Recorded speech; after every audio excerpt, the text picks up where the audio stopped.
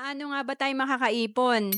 Ito yung natutunan ko sa The Secret to Saving and Building Your Future. Una-una pala, ang wrong formula na ginagamit natin kung wala tayong ipon, pagkasweldo natin, expense agad yung binabawas natin or gastos, bahala na kung may maipon.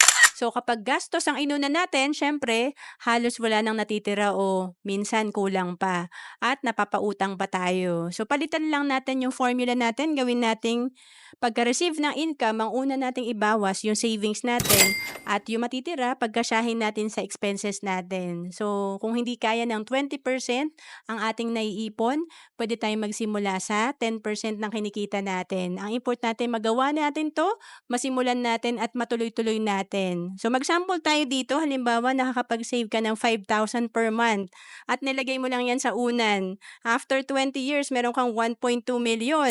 Pero 'pag natuto kang mag-invest, mas malaki ang magiging pera mo. Nasa 4.5 million after 20 years. Sa 5,000 pesos per month pa lang 'yan. So paano pa 'pag kaya natin ng mas malaking halaga? To know more about savings and investment, message mo lang ako sa FB, Roanne Celis Capistrano.